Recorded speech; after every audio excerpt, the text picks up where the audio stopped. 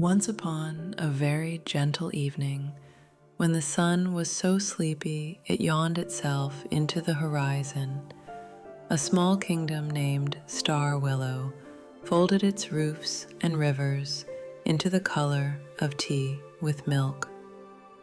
Lanterns glowed like little moons along the cobbled lanes, and the breeze practiced lullabies in the bell-shaped flowers that nodded by every doorstep.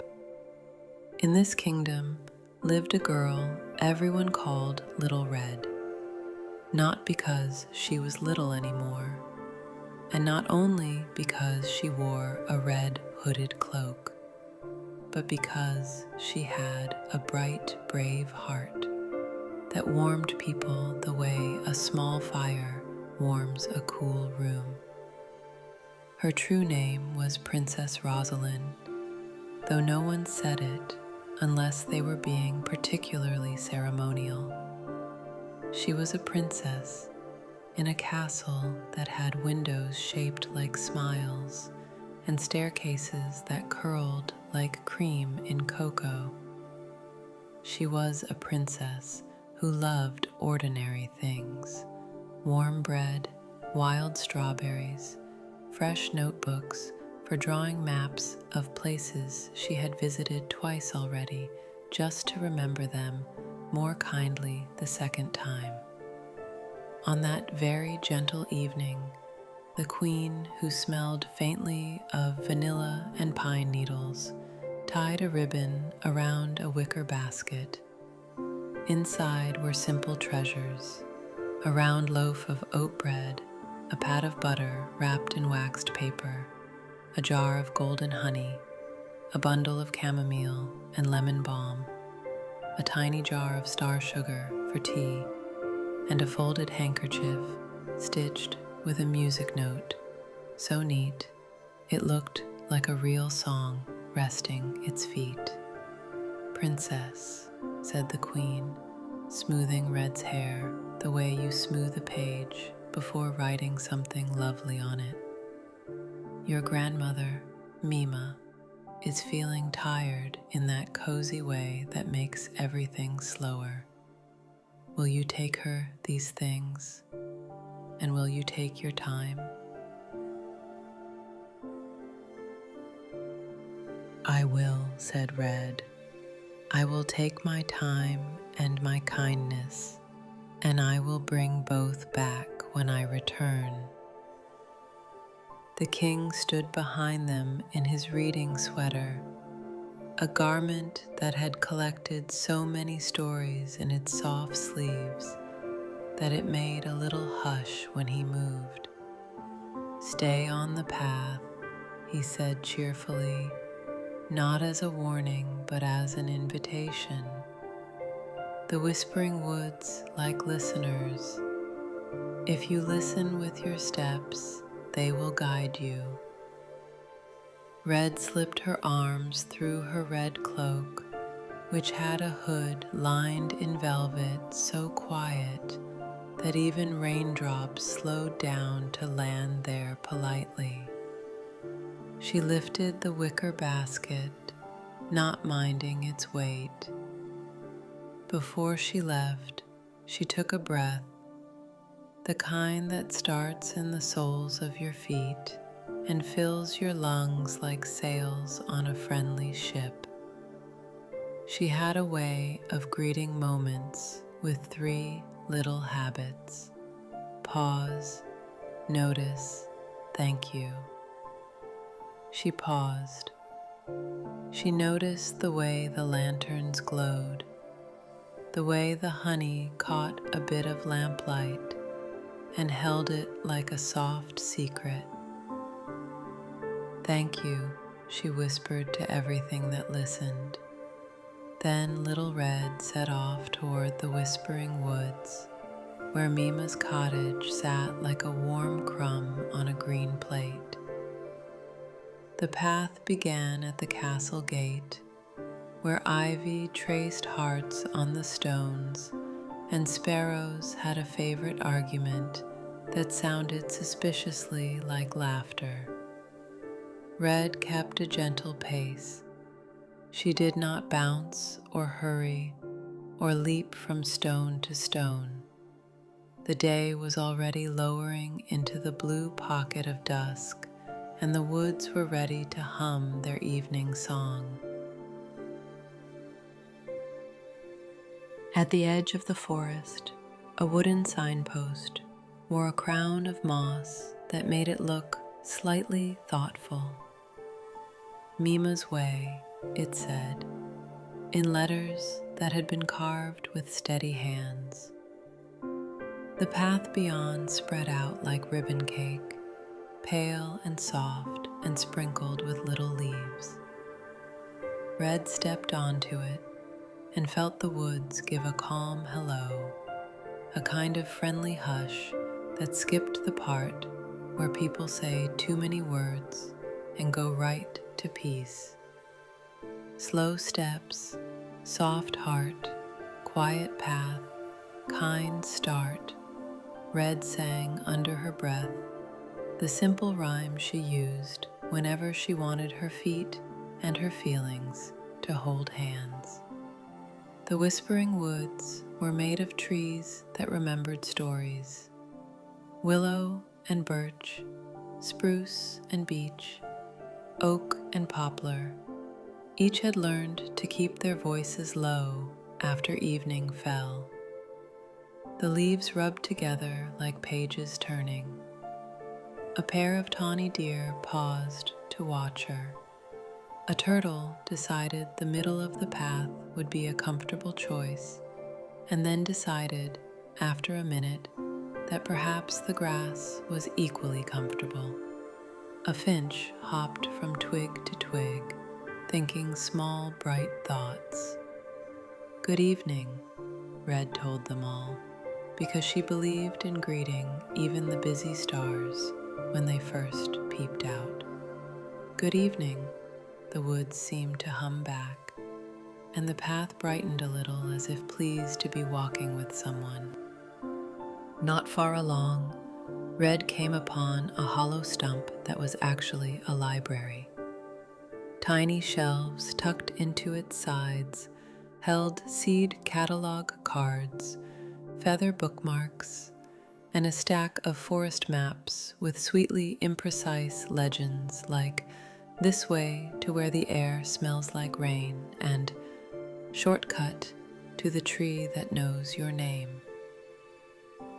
Red smiled and left a little drawing of the castle on one of the shelves for any squirrel who enjoyed architecture. "Stay on the path," she murmured, not because the woods were dangerous, but because the path was gentle and sure and had been set by careful feet many times before. It knew the way, and it liked being trusted. A soft rustle then, no more startling than a page turning in the king's sweater. Red paused and listened. The pause was important. It was the part where you let the world speak first. The rustle became a whisper. The whisper became a shape. And out from behind a fern stepped a wolf. He was neither big nor bad. He was exactly the size of a wolf who knows the forest well and is curious about visitors. His fur was the shade of smoke that curls from a cottage chimney at tea time, and his eyes reflected the path's pale light in a way that looked more like thinking than hunger. He did not bare his teeth. He sniffed the edge of a leaf, then dipped his head as if remembering how to bow in a ballet class he took when he was very small. "Hello," said Red, in a voice you would use with a neighbor you're glad to know better. "I am walking to my Mima's cottage. Would you like a good evening, too?" The wolf sat, setting his paws neatly. "I would," he said, in a voice that sounded like a low flute played played far away, and I would like to compliment your pace. Many feet rush on this path and make the stones feel breathless. Your steps make them happy. Thank you, said Red. We are doing our best, the path and I. I am Red. I am Fern, said the wolf, because I hid inside one when I was a pup, and my mother laughed for a whole hour. He looked at the basket, and I am guessing that is a delivery of comfort. It is, said Red. Bread and butter and honey, and herbs for tea, and a little star sugar, which is more for happiness than flavor. Fern's ears turned toward a distant sound none of Red's human parts could hear. He nodded at the path ahead. There is a place where moss has grown soft as clouds. It looks kind, and it is kind to knees. But it is not a good place to step when the day has been rainy, the way this day was. May I walk with you and point it out?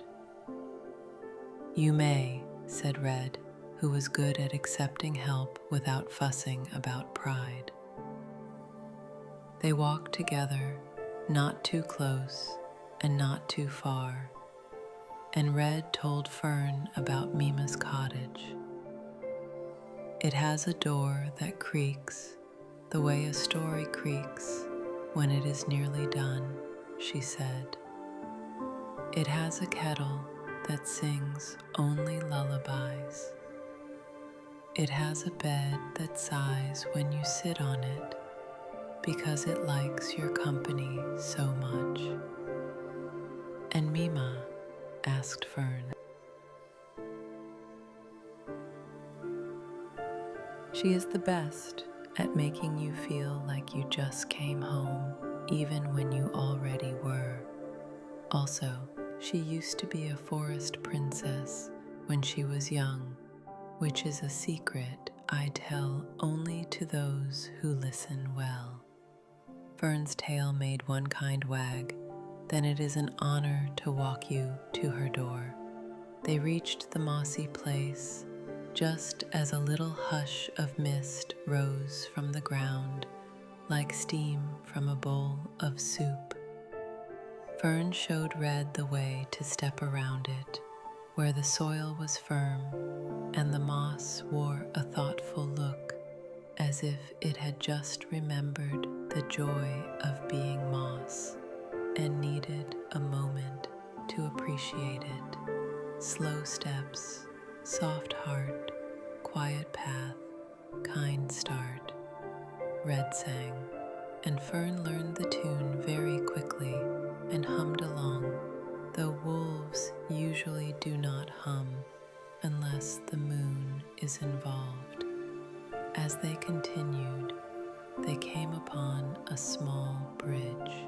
It arched over a stream that did not pretend to be a river or a lake or the sea.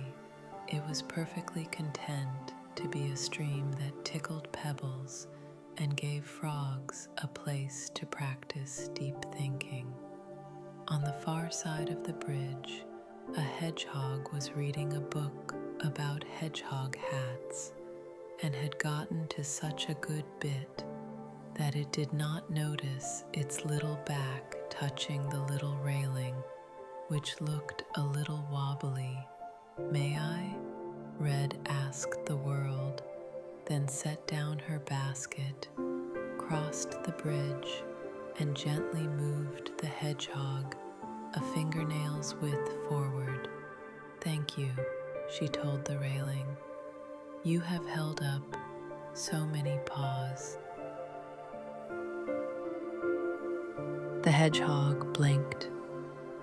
I was at the part where the hat is too big and the wind is too small, it said, and Red nodded politely because this made perfect sense to both hedgehogs and princesses.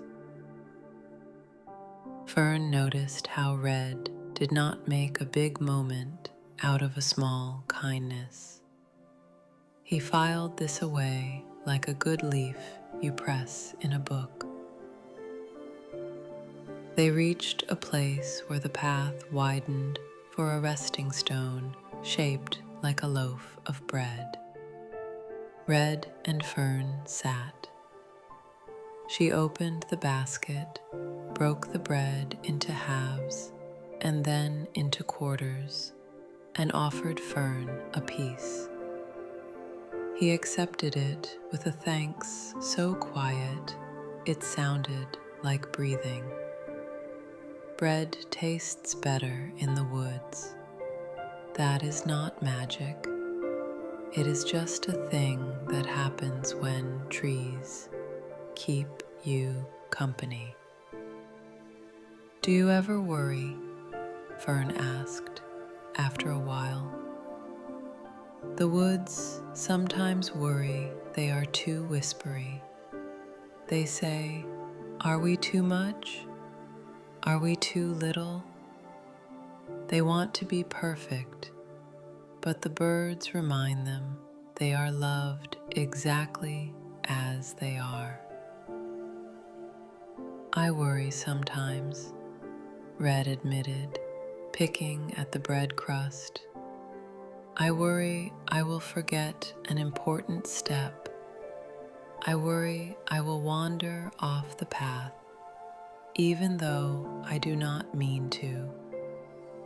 But then I remember I can pause, notice, and say thank you. Worry is not a wolf or a thunderstorm. It is a feeling. Feelings visit and then they go home for dinner." Fern's shoulders loosened.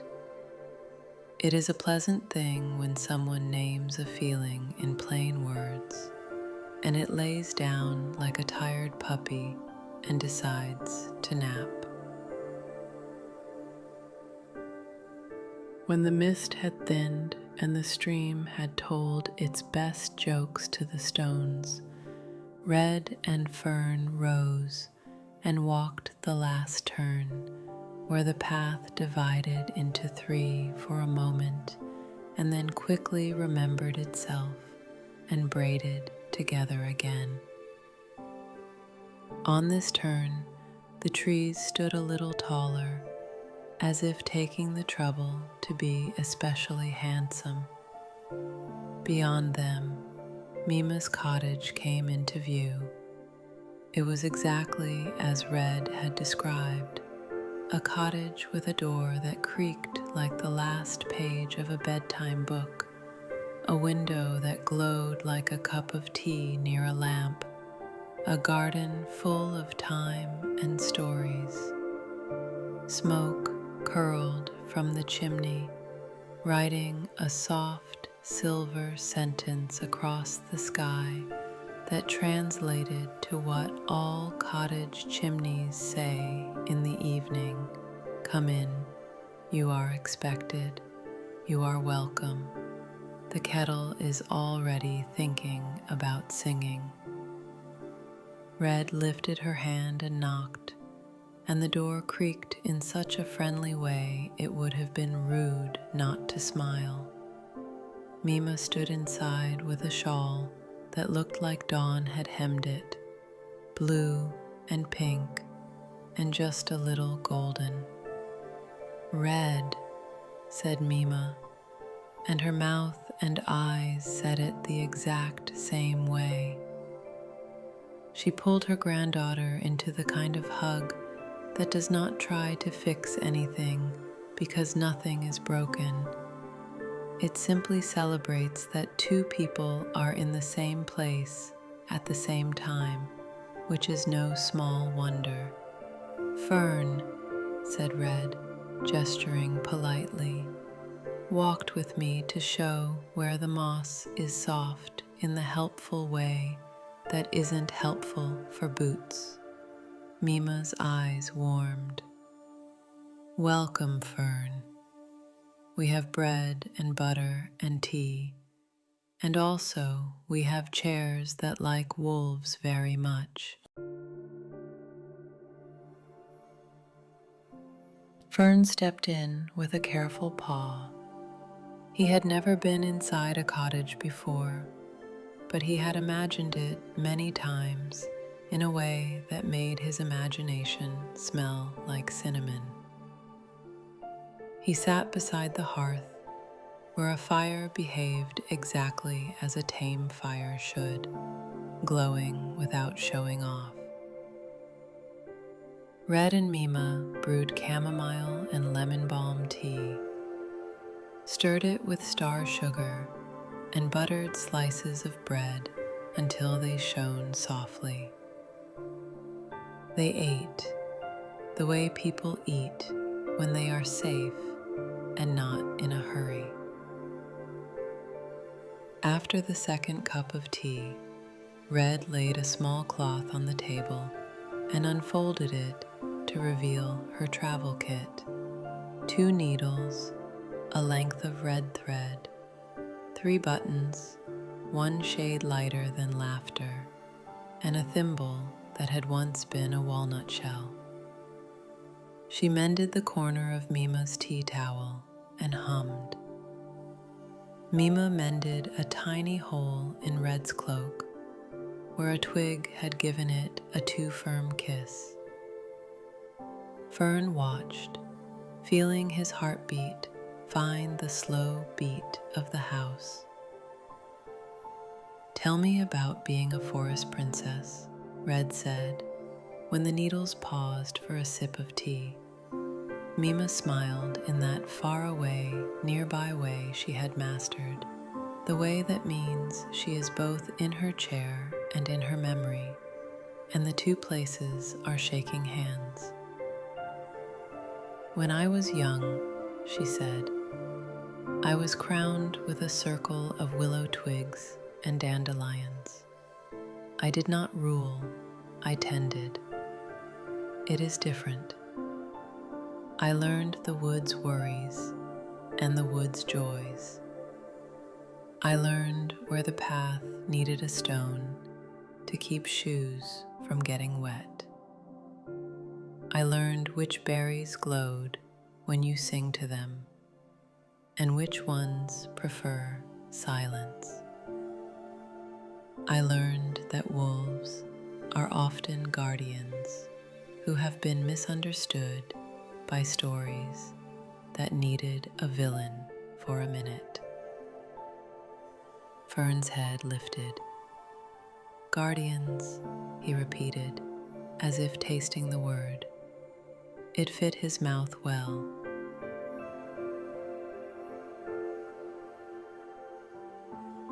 "That was long ago," Mima continued, "but I still carry the crown in my heart, and sometimes in a drawer." She rose and opened a drawer that had the secret hum of things kept safe for a long time. From it, she drew a circlet woven of willow and wildflower stems. It was simple and also perfect. "A forest princess is anyone who listens," she said, placing the crown on the table. "Anyone who walks gently and makes the path kinder because they walked it." Red looked at the crown and felt its softness without touching it. "May I try it on?" "You may," said Mima, "but only if you promise to remember that a crown is not a permission to be more. It is a reminder that you are already enough." Red promised.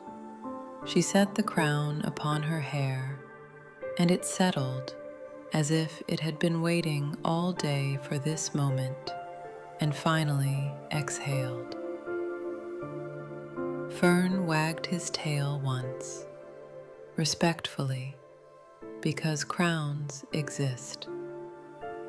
They spent a contented hour fixing what needed fixing and admiring what did not.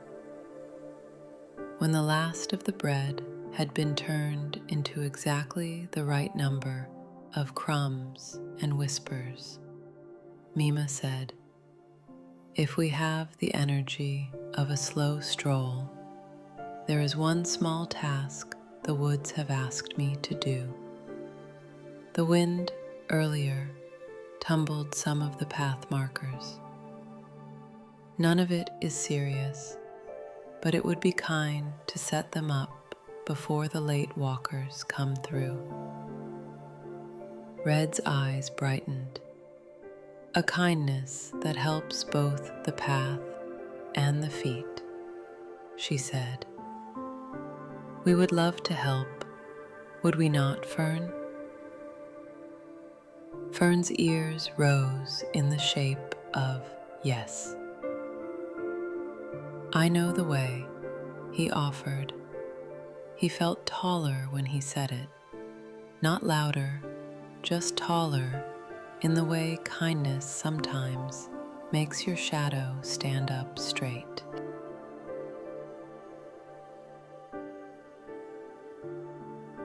They set out, the three of them together now, a small procession of steadiness.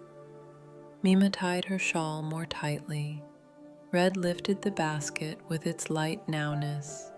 Fern took the lead with steps that memorized the ground, because that is what a guardian does.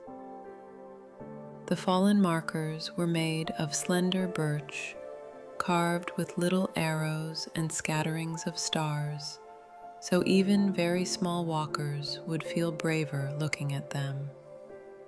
They had tipped because the wind had a habit of telling jokes with its elbows. For each marker, Red and Mima and Fern worked like a quiet team.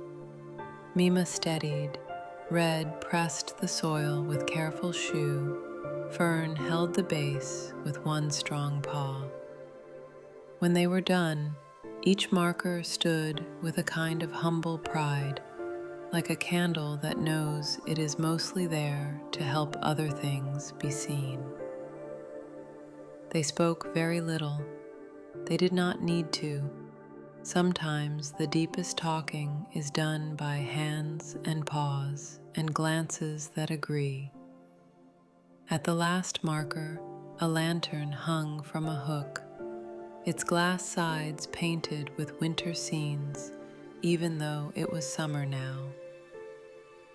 Red pulled from her basket a string of tiny paper stars she had folded the day before, because she liked to carry a bit of extra light around just in case an evening felt heavier than expected. She looped the stars around the lantern. The lantern didn't need them, but it smiled anyway. You could feel it. Slow steps, soft heart, quiet path, kind start, Red sang again, and Mima joined in on a harmony so gentle it was like cream poured into the song. Fern added the hum he had learned, and the three sounds braided into something small and whole, a lullaby for a path. They returned to the cottage to put the kettle on once more, because kettles get lonely if you make them sing only once an evening. As water thought its way toward boiling, Mima opened the small window above the sink. Fireflies noticed immediately. Fireflies are drawn to soft lights, like children are drawn to grandmothers, and wolves are drawn to stories that do not accuse them of being terrible. They let the evening lean in the door as if it were a friend who didn't want to come in with muddy shoes, but also didn't want to go home just yet. The sky wore its first stars and seemed to be enjoying them. The woods had calmed into that state where the loudest sound is contentment. "May we plant lullaby seeds?" Red asked after her tea. She had brought a handful of berries from a plant no one had quite named. When you pressed the seeds into soft soil, they grew into small white flowers that did not bloom in the morning or in the afternoon. But in the moment, someone sang nearby. It was the sort of magic that is less like fireworks and more like bread rising, easy to miss unless you are there for it, which is why it stays special. They planted a few by the cottage step, and a few more by the path, and one in a small pot for Fern to carry in his mouth for a while, because the image pleased everyone immensely. The seeds did exactly what seeds do when planted with patience. They slept. They would wake when a song passed by. That was the agreement. When the stars were fully settled, a round-faced moon rose, startled to find itself so round and yet pretty pleased about it. The forest held a very small festival that only a few animals knew how to attend without clapping. Hedgehogs wore hats, deer practiced slow dancing, the stream recited poems with bubbles. Mima found a low stump and sat where she could watch both her granddaughter and the wolf without turning her head. Red reached into the drawer of her heart and found a kindness that wanted to be given.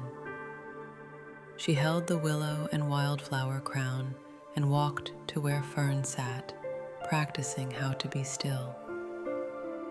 "You have kept the path safer tonight for so many feet," she told him. "A crown is not a permission to be more. It is a reminder that you are already enough. Would you wear the night guide's ribbon?" She had braided a strand of red thread, left over from mending, with a strand of moss and a thin strip of soft bark. It wasn't a crown. It was a ribbon that said, "Here is someone to follow in the dark if you'd like." She tied it loosely around Fern's neck, where it looked less like a leash and more like a promise. Fern's eyes shone in the lamplight. He did not puff up. He did not howl. He let the ribbon be what it was, a small way of saying thank you. The forest, pleased with this graduation that did not involve speeches, made a breeze. The breeze found the lullaby seeds. Red hummed without meaning to. A few white flowers opened, as if smiles could open on stems. In that glow, Mima took the willow crown and placed it on Red's hair once more. "To the princess of gentle paths," Mima said with mischief and pride. "Who listens, who walks softly, who shares her bread, who remembers to say thank you." Red bowed to the moon because it felt like the right thing to do. The moon bowed back, which is the sort of thing the moon does on very good nights. No one clapped, everyone breathed. That is how the festival ended and began, because the ending was simply the beginning of the night doing its proper work.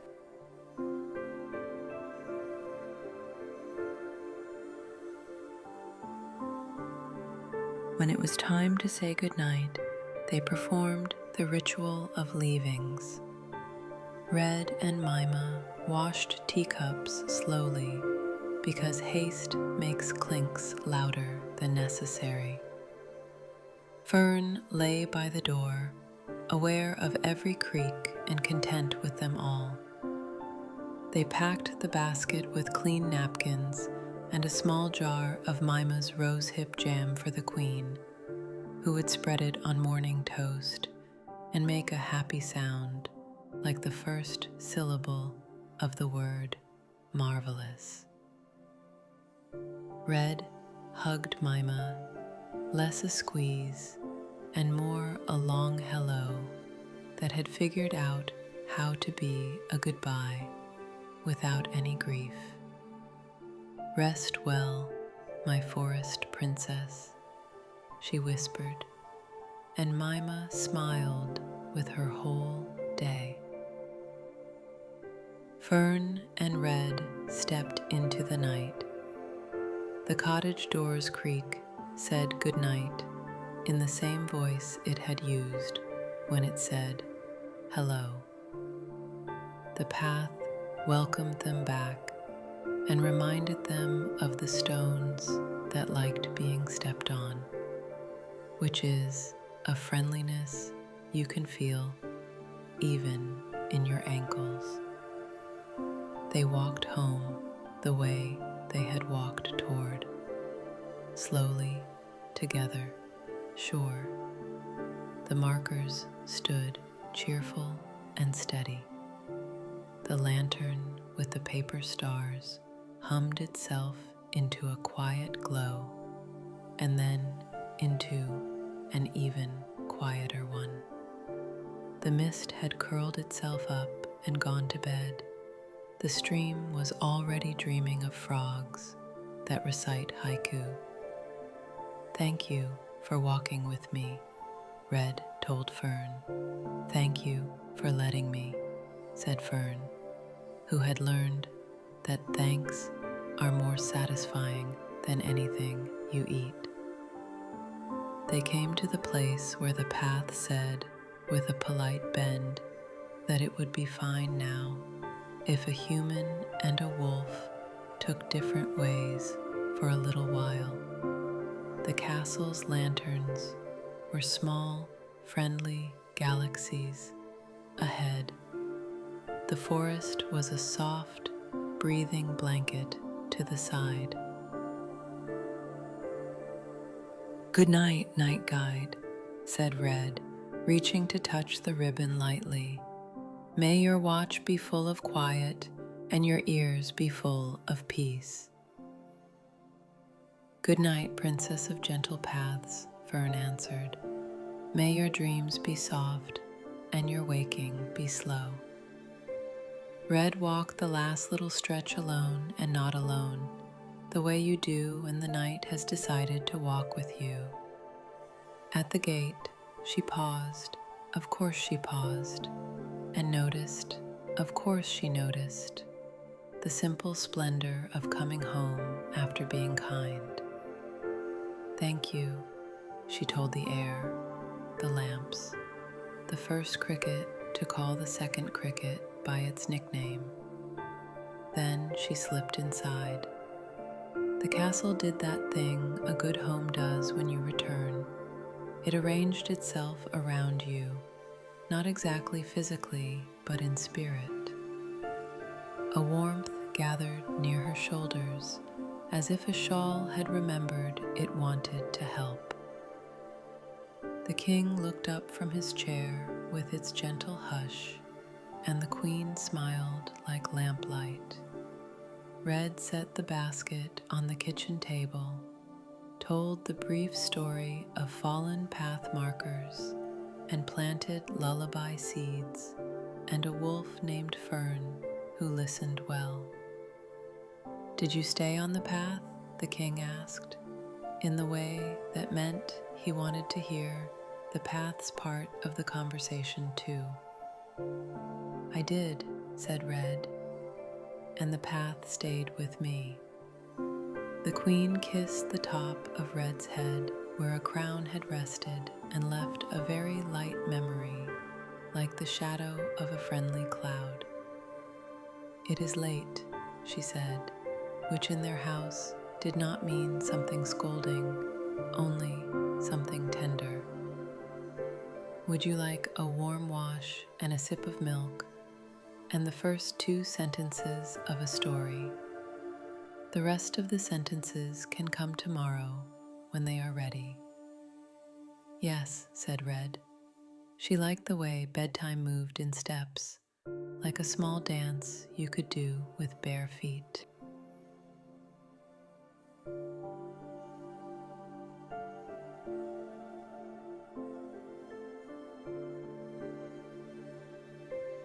She went to her room, where a window looked out toward the woods, and where a small shelf held her travel kit, her forest maps, and a smooth stone that felt exactly like a nap in your hand.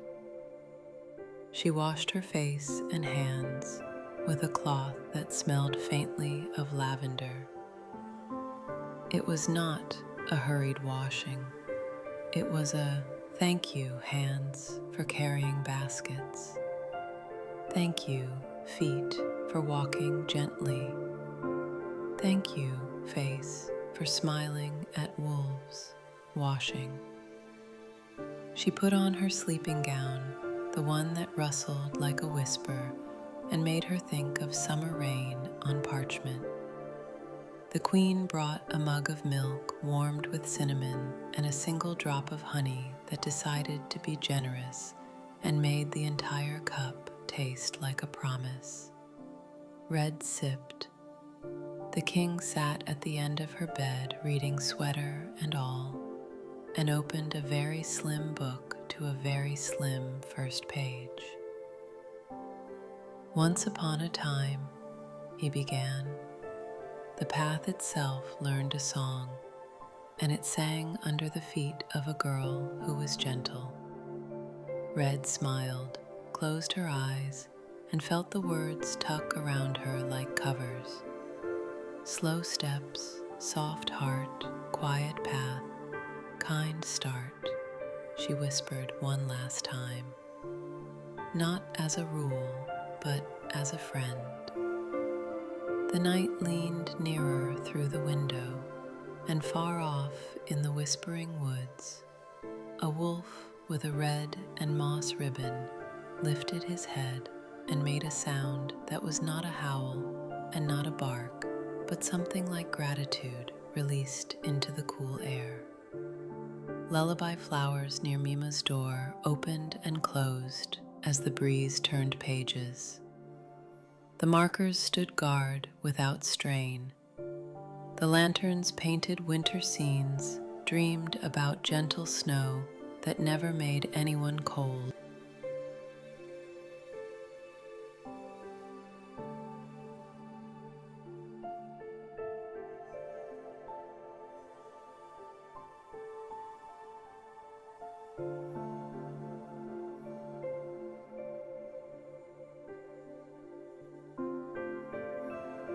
Red's bed sighed happily as she settled deeper. Her breath found its slowest music. The warmth of the long day pooled into a small star where her heart is, and then even that star softened into ordinary, easy sleep. Princess Rosaline, Little Red, who had shared her bread and mended a towel and tended a path and listened to a wolf and planted seeds that bloomed to song, drifted toward dreams as a boat drifts toward safe harbor when the tide knows exactly what it is doing. Her last awake thought was a simple sentence that fit perfectly in the dark. "Thank you for today." And then the castle, the woods, the stream, the moon, the hedgehog hats, the markers, the lantern, the lullaby seeds, the willow crown, the ribbon, the path, and Fern all became part of the quiet that holds a good night together. The princess slept, content and smiling, her red hood folded beside her like a small sunset that had decided to rest. She slept, and the whispering woods kept watch, and everything was peacefully, wonderfully still.